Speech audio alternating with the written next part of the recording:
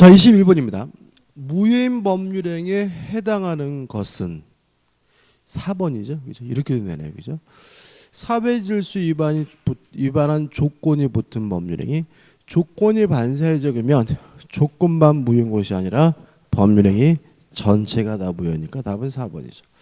나머지 것들 1번 차고, 2번 사기, 3번도 마찬가지고요. 5번 차고 다 뭐 할 수 있죠? 취소할 수 있는 법률행위죠. 22번입니다. 취소할 수 있는 법률에 관한 설명으로 틀린 것은 1번 취소된 법률행위는 처음부터 무효인 것으로 본다. 5죠. 왜요? 취소란 유효한 것을 소급적으로 무효화시키는 거니까요. 2번 제한 능력자는 취소할 수 있는 법률행위를 단독으로 취소할 수 있다. 5고요. 3번 제한 능력자의 법률행위에 대한 법정 대리인의 추인은 취소의 원인이 소멸된 후에 하여야 그 효력이 있다. X다. 법정 대리는 제한이 없죠. 이것도 참 잘 냅니다. 그죠? 답은 3번이죠.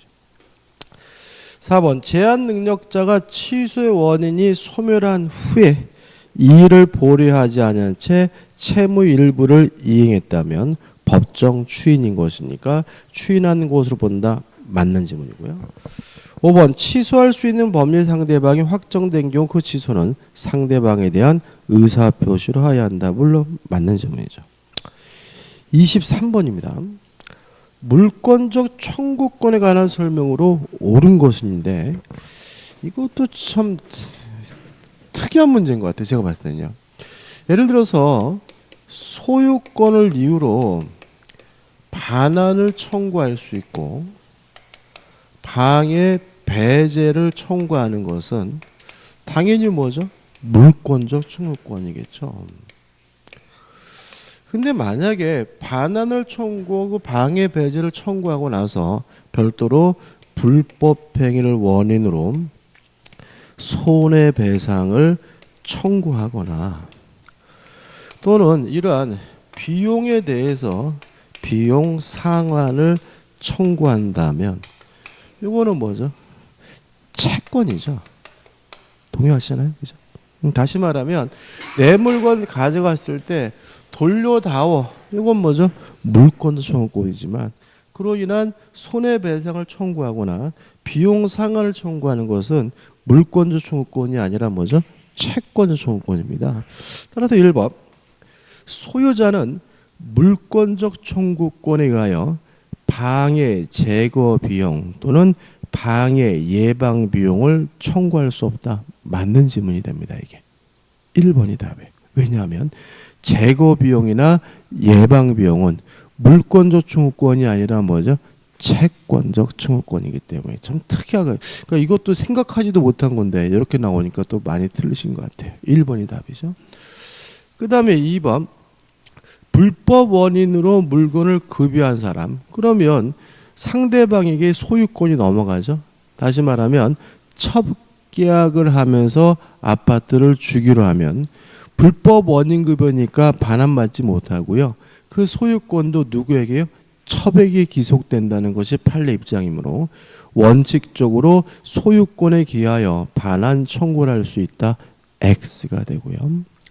3번 소유자는 소유물을 불법 점유한 사람의 특별 승계에 대하여 그 반환을 청구하지 못한다. X입니다. 이건 뭐하고 헷갈리라는 거예요?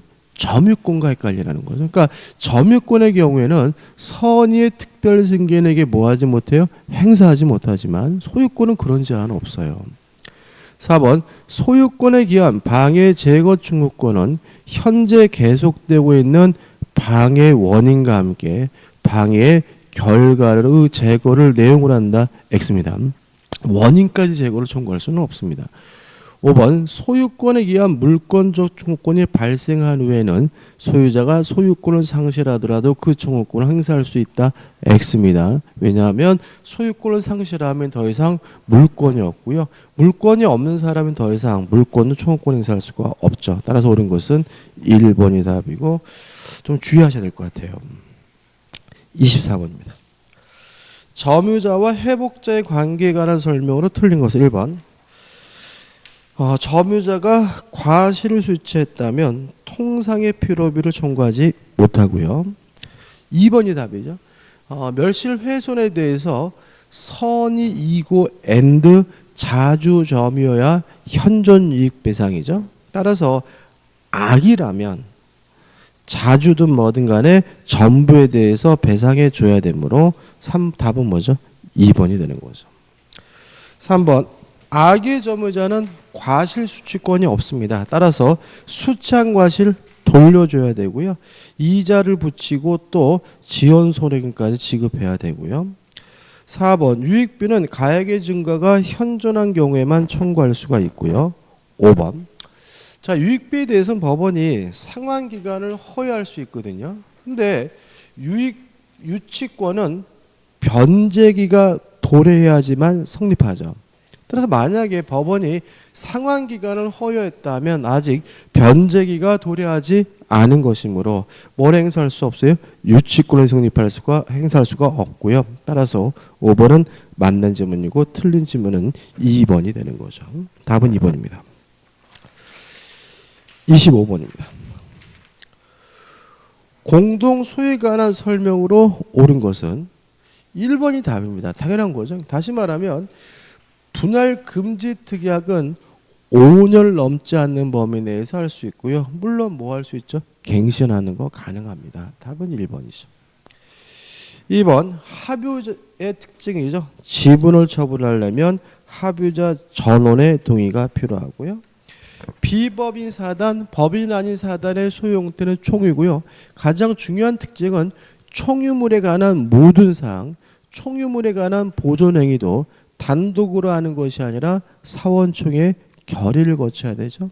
따라서 단독으로 총유물의 보존행위를 할 수 있다. X가 되는 거죠. 4번 합유 지분은 상속되지 않습니다. 이것도 꼭 기억해 두셔야죠. 따라서 합유자 1인이 사망하면 특별한 사정이 없는 한 그의 상속인이 그 지분을 포괄 승계한다. X가 되는 거죠. 그 다음에 5번인데 자 이런 문제입니다. 공유 지분은 소유권에 대해서는 일부지만 목적물에 대해서는 뭐죠? 전부에 대한 권리죠. 따라서 한 필지 토지가 갑과 을의 공유고 각 지분이 2분의 1 상태에서 갑의 지분에다만 저당권이 설정되면 이 저당권은 소유권에 대해서는 절반만 설정이 되지만 토지에 대해서는 어떻게 해요? 다 설정되는 거다. 따라 이런 상태에서 이 토지가 분할이 돼서 여기까지는 갑의 땅, 여기서부터는 을의 땅 이렇게 되더라도 이 저당권 여전히 이 토지 전체에 계속 그 효과가 미치게 된다는 것이 우리 판례 입장이기 때문에 5번. 공유자 1인이 그 지분의 저당권을 설정한 후 공유물이 분할된 경우 다른 약정이 없으면 저당권은 저당권 설정자 앞으로 분할된 부분에 집중된다. X. 집중되지 않고요. 여전히 이 토지 전부에 대해서 저당권의 효력이 계속 미치고요. 이유는 공유지분은 목적물에 대해서는 전부에 대한 권리이기 때문에 이런 이상한 결론이 나오게 되는 거죠. 옳은 것은 1번이죠. 26번입니다. 을 소유 토지의 설정자 갑의 지상권에 관한 설명으로 틀린 것은 1번 갑은 그가 을의 토지에 신축한 X 건물의 소유권을 유보하여 지상권을 양도할 수 있다. 옵니다. 최근에도 이런 질문 참 잘 납니다. 그러니까 지상권은 독립된 용익물권이죠. 부종성, 수반성이 없습니다.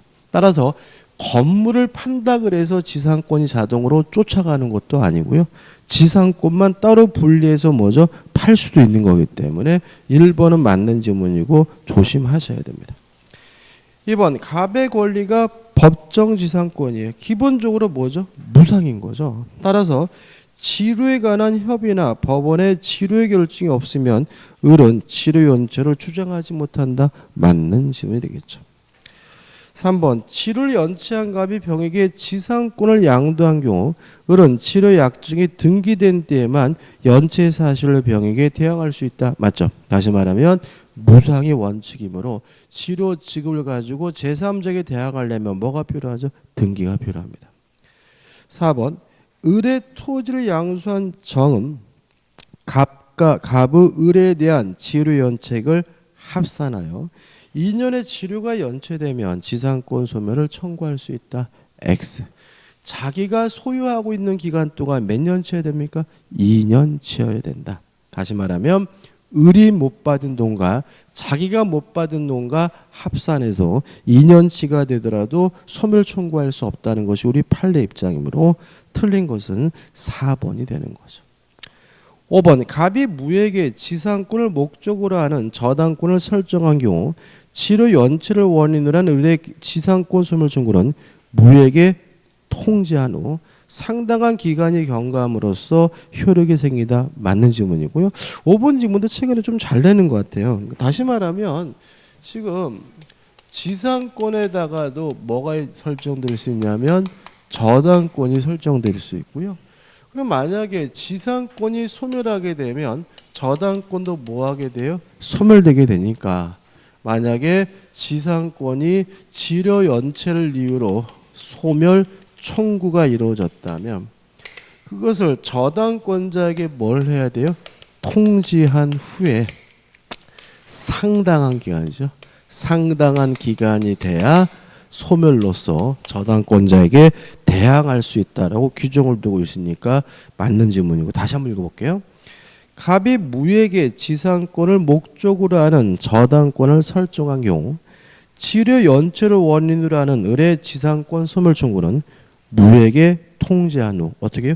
상당한 기간이 경과함으로써 효력이 생긴다. 맞는 지문이고 이것도 뭐 그냥 상당한 기간이 아니라 즉시라는 말도 표현도 써도 오답을 만드니까 정확하게 기억해 두시기 바랍니다. 답은 4번이죠. 27번입니다. 법정 지상권에 관한 설명으로 옳은 것은 1번 저당 목적물인 토지에 대하여 법정 지상권을 배제하는 저당권 설정 당사자 사이의 약정은 효력이 없다, 무효다. 맞습니다. 왜냐하면 법정 지상권에 관한 민법 규정은 강행 규정이에요. 따라서 특약으로도 뭐 할 수 없죠? 배제할 수가 없죠. 답은 뭐죠? 1번이죠. 2번 법정 지상권자가 지상 건물을 제3자에게 양도했어요. 다시 말하면 지상권은 부종성 수반성이 없거든요. 따라서 건물이 팔렸다 그래서 지상권이 자동으로 쫓아가는 것은 아니니까 제3자는 그 건물과 함께 법정 지상권을 당연히 취득한다. X가 되는 거죠. 3번 법정 지상권이 있는 건물을 양수한 사람은 지상권 등기를 마쳐야 양도인의 지상권 갱신 청구권을 대의 행사할 수 있다. X죠, 그죠? 다시 한번 이런 얘기잖아요. 땅이 갑의 것이고 건물이 을의 것이고 을이 요건을 갖춰서 법정 지상권을 취득했어요. 요 취득할 때는 뭐 할 필요 없죠? 등기할 필요가 없죠. 근데 을이 이 건물을 병에게 양도를 해서 병이 건물의 소유권을 취득했더라도 아직 병에게는 뭐가 없습니까? 지상권이 없다. 그래도 건물이 뭐 당하진 않아요? 철거당하진 않거든요. 왜냐하면 지상권이 없더라도 을이 계속해서 지상권을 뭐하고 있어요? 보유하고 있는 상태니까요. 따라서 현재 병은 을을 대의해서 지상권에 관한 설정 청구를 하는 것이 뭐죠? 가능하죠. 그죠? 다시 말하면 병은 아직 지상권이 없기 때문에 을을 대의해서 갑에게 설정해 달라고 뭐 하는 거예요? 청구하는 거죠. 만약에 지상권이 있다면 굳이 뭐 할 필요 없는 거예요? 대의할 필요는 없는 거죠. 그래서 다시 한번 읽어보면 법정 지상권이 있는 건물을 양수한 사람은 지상권 등기를 마쳐야 양도인의 지상권 갱신 청구권을 대의 행사할 수 있다. X죠. 그죠? 그다음에 4번 토지 또는 그 지상 건물이 경매된 경우입니다. 하나 더 한다면 사용이익은 부당이득으로서 뭘 해줘야 돼요? 반환을 해줘야 된다까지 기억해 두시면 완벽하고요. 그 다음에 이제 요 4번 좀 다르죠.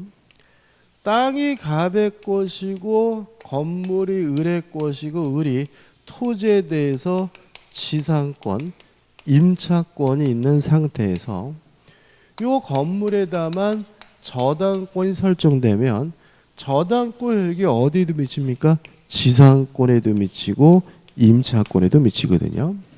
따라서 만약에 저당권자가 돈을 못 받았다는 이유로 경매를 하게 되면 경락인은 건물의 소유권뿐만 아니라 지상권과 함께 자동으로 뭐하게 돼요? 취득하게 돼요. 따라서 다시 한번 보시면 토지 또는 그 지상물이 경매된 경우 매각대금 완납시를 기준으로 토지와 건물이 동일인 소유 여부를 이건 그 얘기는 아니구나. 이것도 좀 기억해 두시고 그죠? 이거 꼭 기억해 두시고 다시 말하면 저당권이 실행이 되면 경락인은 건물의 소유권뿐만 아니라 지상권도 자동으로 뭐하게 돼요? 취득하게 된다. 이거 좀 다르죠? 이유는 저당권력이 어디에도 미쳐요? 지상권에도 미치기 때문에 그렇고요. 4번 점이 좀 다르네, 그죠? 자, 건물이 있고 건물과 토지 소유자 같아야 되는 시점은 저당권 설정 시죠. 따라서 매각대금 완납시를 기준으로 토지와 건물이 동일인 소유업을 판단한다. X입니다. 언제입니까? 저당권 설정시를 기준으로 하죠. 5번 건물을 위한 법정지상권이 성립한 경우 그 건물에 대한 저당권이 실행되면 경락인은 등기하여 법정지상권을 취득한다. X죠. 요것 때문에 그렇죠. 저당권의 효력이 어디에도 미칩니까? 지상권에도 미치므로 경락인은 경락대금을 완납하는 순간 등기 없이 지상권을 취득하기 때문에 5번은 X가 됩니다. 옳은 것은 1번이죠. 28번입니다. 지역권에 관한 설명으로 틀린 것은 1번 지역권은 여욕지와 분리하여 양도하거나 처분하지 못한다. 왜요? 부종성, 수반성이 있죠.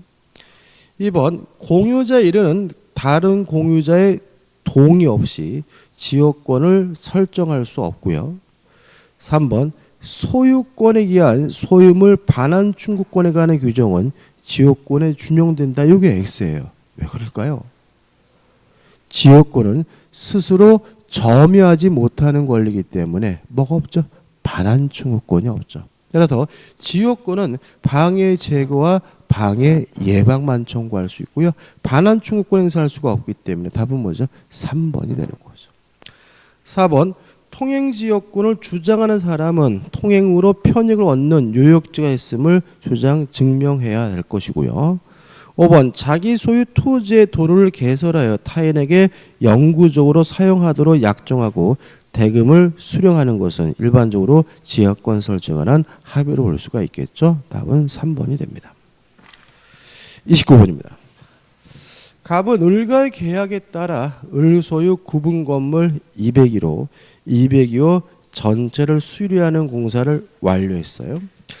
을이 공사 대금을 지급하지 않자 갑이 201호만을 점유하고 있다. 다음 설명 중 옳은 건데 일단 이 수리비는 목적물에 관하여 생긴 채권이니까 유치권 행사가 가능하거든요. 그러면 201호, 202호를 다 점유해야 되느냐? 실제 판례는 130가구가 넘었거든요. 이 문제에도 우리 판례는 한 가구만 점유하면 전체 채권에 대해서 유치권을 행사한다는 것이 가능하다는 것이 우리 판례 입장입니다. 다시 말하면 다세대 주택에 대해서 공사대금 채권이 있는 자는 그 다세대 주택 중에 일부만 한 세대만 점유하더라도 전체 채권에 대해서 뭐가요? 유치권이 성립된다는 것이 판례 입장이에요. 따라서 1번 갑의 유치권은 을 소유 구분 건물 201호, 202호 전체 공사 대금을 피담보 채권으로 하여 성립한다. O 맞는 지문이죠. 뭐만 점유하더라도 201호만 점유하더라요. 답은 뭐죠? 1번입니다. 2번 다만 전체 채권에 대해 성립하지만 목적물에 대해서는 201호만 성립된 거거든요. 따라서 202호만 경매할 수 있어요. 갑은 을소유 구분 건물 201호, 202호 전체에 대해 유치권에 의한 경매를 신청할 수 있다. X. 201호만 경매할 수 있고요. 3번 유치권자는 우선 변제권이 없죠. 따라서 갑은 201호에 대한 경매 절차에서 매각 대금으로부터 우선 변제를 받을 수 있다. X가 되는 거죠. 그죠? 우선 변제권이 없으니까. 그 다음에 4번 갑이 을에 승낙 없이 201호를 병에게 임대했어요. 그런 거 하면 안 되잖아요. 따라서 소멸 청구할 수 있으므로 을은 유치권은 소멸을 청구할 수 없다. X가 되고요. 5번 갑이 을에 승낙 없이 201호를 병에게 임대했다면 병은 을에 대해 임대차 효력을 뭐 할 수가 있습니까? 주장할 수가 없겠죠. 답은 뭐죠? 1번이 됩니다. 30번 저당권의 피담보 채권의 범위에 속하지 않는 것은 일단 원본, 위약금, 실행비용, 그 다음에 5번 지연배상금 몇 년분이죠? 1년분만. 답은 뭐죠? 4번입니다. 왜냐하면 저당권자는 저당 목적물을 점유하지 않죠. 동의하시나요? 따라서 그 아파트에 하자가 있든 뭐든 저당권자가 뭐 할 바가 아니에요? 신경 쓸 바가 아닌 거죠. 그렇지 않습니까? 그죠? 그러니까 우리가 항상 이런 식의 문제는 저당권자는 목적물을 뭐 하지 않습니까? 점유하지 않는다. 저당권자는 목적물을 뭐죠? 사용, 수익하지 않는다고 생각하시면 쉽게 접근이 되거든요. 따라서 4번 저당 목적물의 하자로 인한 손해배상 청구권은 저당권에 의해서 담보되는 채권이 아니므로 답은 4번이 됩니다. 31번입니다. 저당권에 관한 설명으로 옳은 것은 1번 부종성, 수반성이 있으므로 저당권은 그 다음번 채권과 분리하여 타인에게 경매할 수 있다. X가 되는 거죠. 2번 저당물의 소유권을 취득한 제3자, 제3취득자죠. 제3취득자는 세 가지를 할 수 있습니다. 첫째, 채무를 변제하고 저당권의 말소를 청구할 수 있고요. 두 번째, 경매인이 될 수가 있고 경락받을 수 있고요. 세 번째, 필요비나 유익비에 대해서 우선 상환받을 수 있기 때문에 저당물의 경매에서 경매인이 될 수 없다. X가 되는 거죠. 3번 건물 저당권의 요거죠. 건물에 설정된 저당권은 토지요, 지상권, 임차권에 당연히 그 효력이 어떻게 해요? 미칩니다. 따라서 건물 저당권 효력은 특별한 사정이 없는 한 그 건물의 소유를 목적으로 한 지상권에도 미친다. 맞는 질문이고 답은 뭐죠? 3번이 되는 거죠. 4번 저당권자는요. 과실수취권이 없습니다. 과실을 수취하려면 뭘 해야 돼요? 압류를 해야 되거든요. 그러면 압류하기 전에는 과실에 대해서 효력이 없고 압류한 후에 과실에 대해서만 저당권 효력이 미칠 것이므로 4번 저당 부동산에 대한 압류가 있으면 압류 이전의 저당권 설정자의 저당 부동산에 관한 차임 채권에도 저당권 효력이 미친다.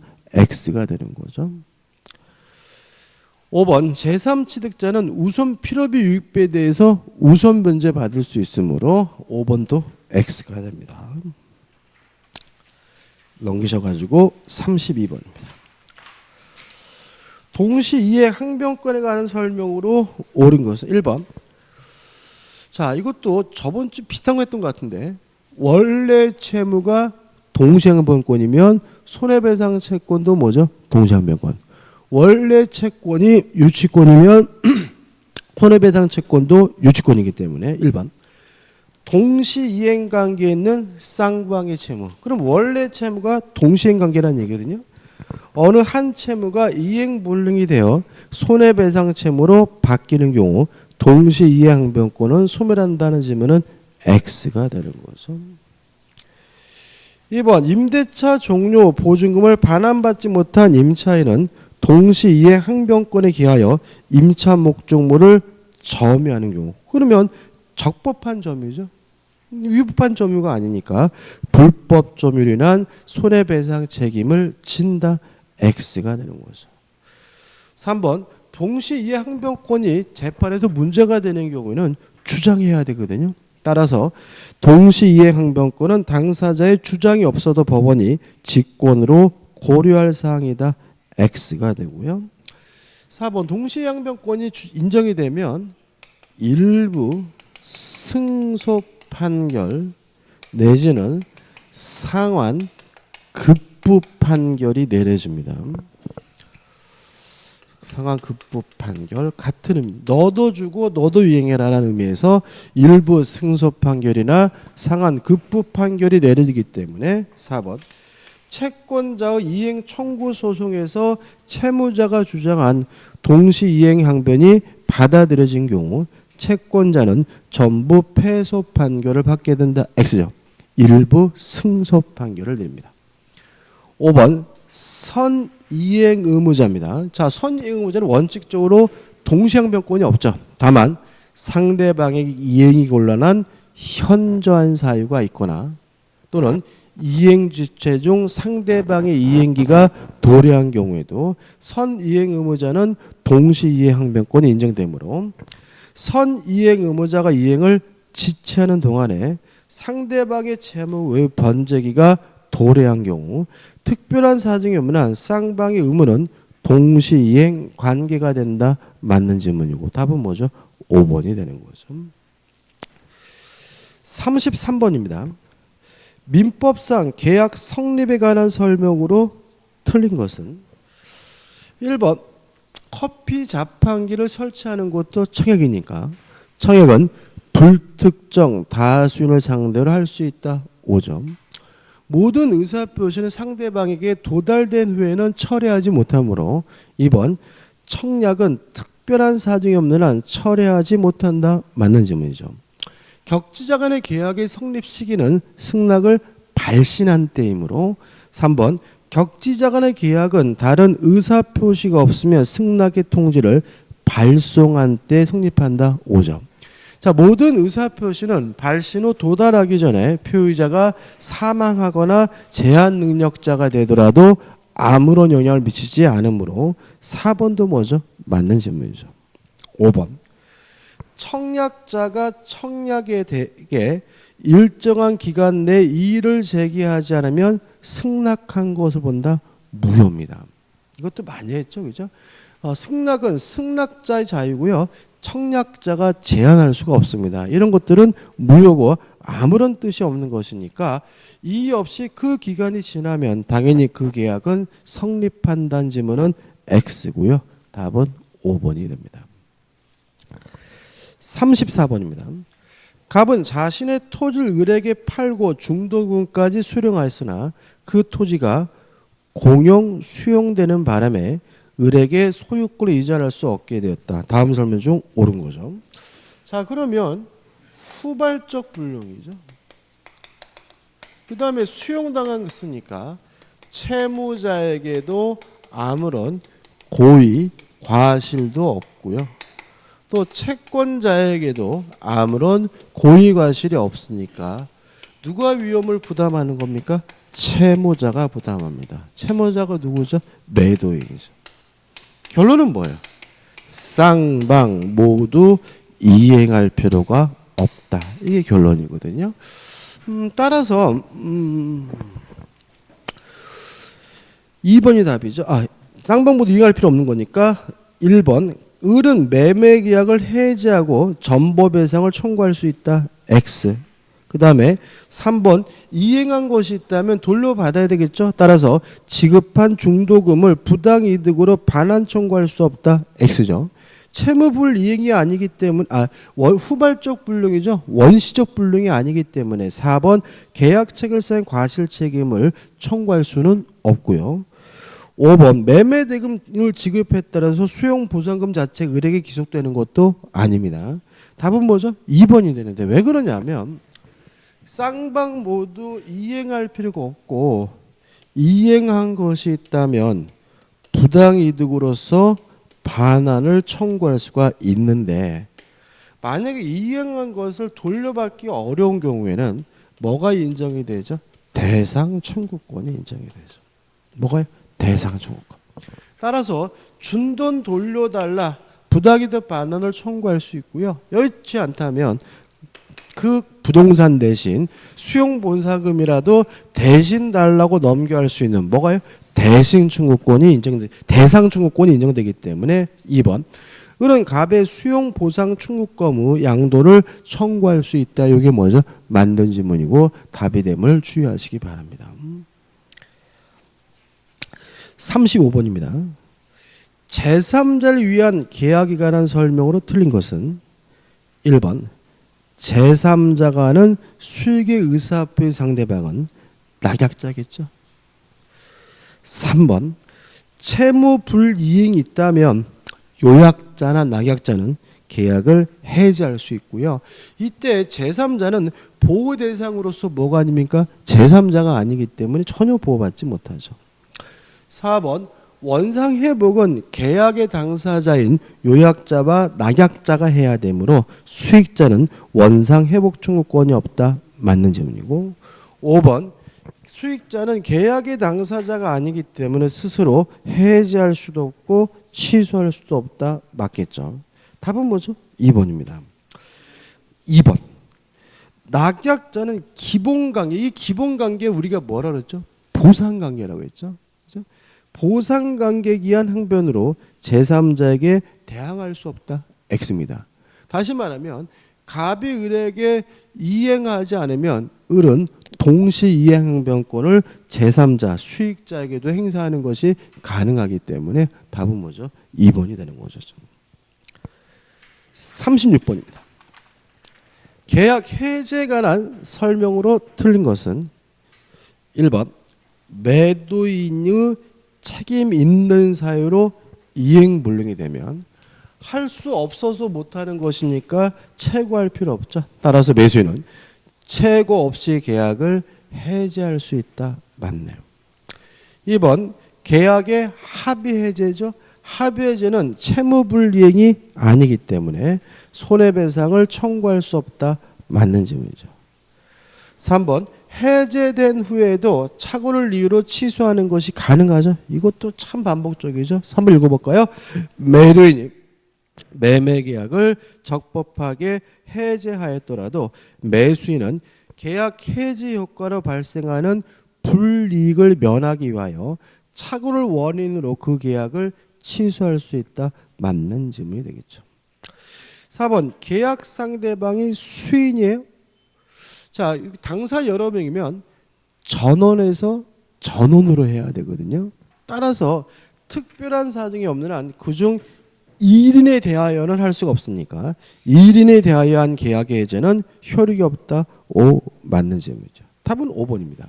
자, 왜냐하면 합의 해제는 채무불이행이 아니기 때문에 2번처럼 손해배상 청구할 수가 없고요. 또 합의 해제는 채무불이행이 아니기 때문에 원상회복해야 될 것이 금전이더라도 이자를 붙이지는 않거든요.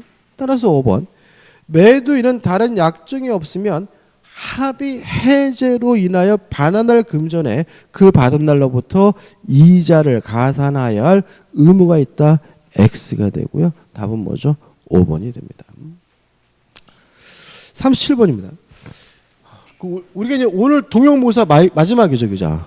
이제 마지막이죠. 그래서 다음 주하고 이제 2번 남았죠. 2번 남았는데 2번은 뭐 할 거냐면은 처음부터까지 정리하는데 출제 예상 문제 100선특강이라 그러거든요.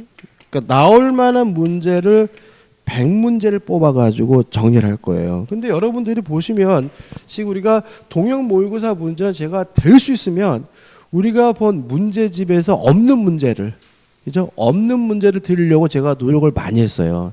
근데 없는 문제를 하지만 그게 그거죠. 그죠? 나오는 부분이 뭐예요?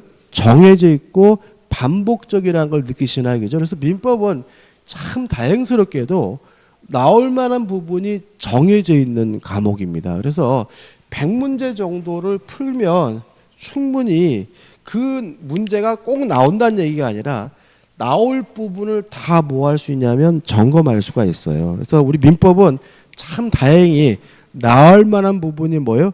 정해져 있는 과목이기 때문에 한 100문제 정도만 풀면 충분히 우리가 나올 만한 부분은 다 점검할 수가 있거든요. 그래서 두 주도 빠짐없이 다 들으셨으면 좋겠어요. 아무튼 백선특강 2번 합니다. 자, 보자고요. 다시 37번입니다. 갑은 자신의 X부동산에 관하여 매매대금 3억 원, 계약금 3천만 원이라는 계약을 을과 체결하였다. 다음 설명 중 틀린 것은? 자, 계약금 계약은 요물계약입니다. 따라서 을이 계약금의 전부를 지급하지 않으면 계약금 계약은 성립하지 않는다. 맞는 질문인 거예요. 왜요? 계약금 계약은 뭐죠? 요물계약이니까. 실제로 계약금이 뭐가 돼요? 지급돼야지 뭐가 돼요? 성립이 되는 거니까. 따라서 1번은 뭐죠? 맞는 질문이에요. 2번, 을이 계약금을 지급하였더라도 정당한 사유 없이 잔금 지급을 지체한 때는 갑은 손해배상을 청구할 수 있다. 맞겠죠? 계약금을 줬더라도 잔금 안 주면 뭐니까요? 채무불이행이니까요.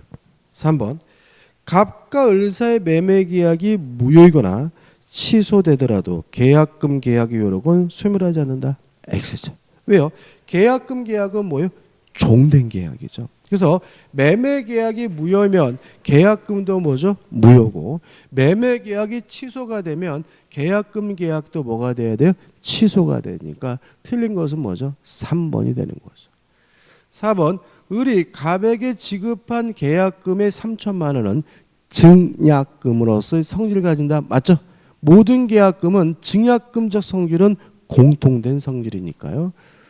5번, 을이 계약금과 중도금을 지급한 경우 더 이상 계약금을 이루 계약을 해지할 수 없으니까 특별한 사정이 없는 한 갑은 계약금 배액을 상환하여 계약을 해지할 수 없다.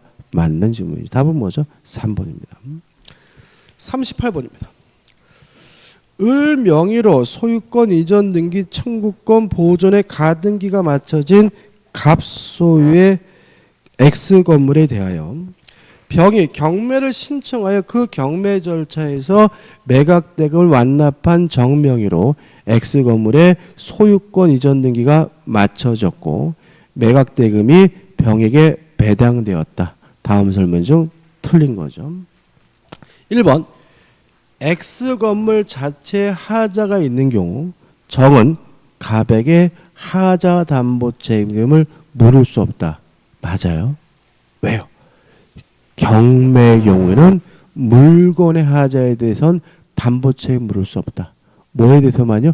권리의 하자에 대해서만 담보 책임 물을 수 있죠. 2번, 경매 절차가 무효인 경우 정은 갑에게 손해배상을 청구할 수 있다. X예요. 이게 뭐냐면은 유효여야 담보 책임이 발생하는 거죠. 만약에 매매가 무효면 담보 책임 발생하지 않고요. 경매가 무효여도 뭐가요? 담보 책임 발생하지는 않습니다. 따라 답은 뭐죠? 2번인 거죠. 이것도 참 잘 납니다. 그러니까 다시 말하면 모든 책임은 유효함을 전제로 하고요. 매매가 유효여야 담보 책임이 발생하고 경매가 유효여야 뭐가요? 담보 책임이 발생한다는 취지 질문은 참 잘 내요. 답은 뭐죠? 2번인 거죠. 3번, 경매 절차가 무효면 받은 돈은 돌려줘야 되겠죠. 부당이득 반환을 청구할 수 있다. 맞는 질문이죠. 4번, 정이 소유권을 취득한 후 을이 가등기에 기한 본등기를 마쳤어요. 자, 그러면 생각해 보자고요. 우리가 저당권, 전세권의 실행으로 권리를 취득할 수 없거나 상실한 경우에는 매수인이 선이든 악이든 묻지 않고 계약을 해제할 수도 있고 손해배상도 청구할 수가 있었죠. 그죠? 우리가 악의 매수인할 때 꼭 기억할 게 뭐였어요? 첫째, 전부 타인에 걸린 경우에 계약의 해제. 두 번째, 일부 타인에 걸린 경우에 대금 감액 청구. 세 번째, 저당권 전세권의 실행으로 권리를 취득할 수 없거나 상실한 경우에 악의 매수인도 계약을 해제하고 무엇을요? 손해배상을 청구할 수 있죠. 자, 그러면 다시 한번 지금 보시면 가등기에 기한 본등기가 내려졌어요. 그러면 경락을 받은 정은 소유권을 뭐 하겠습니까? 박탈당했죠. 그럼 결국은 무엇과 다름이 없는 거예요? 저당권, 전세권의 실행으로 권리를 취득하지 못한 것과 다름이 없는 거죠. 그래서 우리 판례는 더 추가하면 가등기에 기한 본등기의 실행으로 해서 권리를 취득할 수 없거나 상실하게 된 경우에는 매수인은 선악불문하고 계약을 해지하거나 손해배상을 뭐 할 수 있는 거예요? 청구할 수 있는 거예요. 따라서 정은 X 건물에 대한 계약을 해지할 수 있다. 맞는 질문이죠. 선악불문하고 해지할 수도 있고 무엇도요? 손해배상도 청구할 수가 있습니다. 5번 정이 소유권을 취득한 후 을이 가등기에 기한 본등기를 마친 경우 정은 갑의 자력이 없는 때는 병에게 배당금의 반환을 청구할 수 있다. 맞는 질문입니다. 왜냐하면 1차적으로 채무자가 담보책을 부담하지만 채무자가 무자력이면 누가요? 배당을 받은 채권자가 담보 책임을 부담하기 때문에 그렇습니다.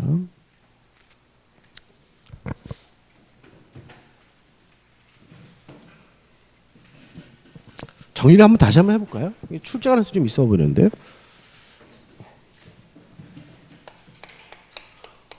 경매에 있어서 담보 책임. 이 문제가 중요한 문제가 되는데 첫째, 경매가 뭐 해야 돼요? 유효해야 된다. 만약에 경매 자체가 무효인 경우에는 담보 책임이 뭐 하지 않습니까? 발생하지 않는다. 그죠?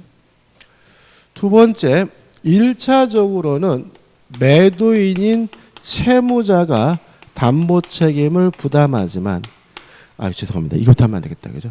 첫 번째, 물건의 하자에 대해서는 담보 책임 물을 수가 없고요. 권리의 하자에 대해서만 뭐 할 수 있어요? 담보 책임 물을 수가 있다. 두 번째, 1차적으로는 권리 하자에 대해서 매도인인 채무자가 담보 책임을 부담하지만 채무자가 무자력이면 돈이 없으면 2차적으로는 배당을 받은 채권자가 담보 책임을 부담한다. 그죠? 여기까지죠. 그죠? 세 가지를 기억해 두시고요. 좀 더 한다면은 이 문제에서 우리가 가등기에 기한 본등기가 이루어지는 바람에 권리를 경락인이 뭐죠? 박탈당하게 되면 마치 무엇과 마찬가지로요.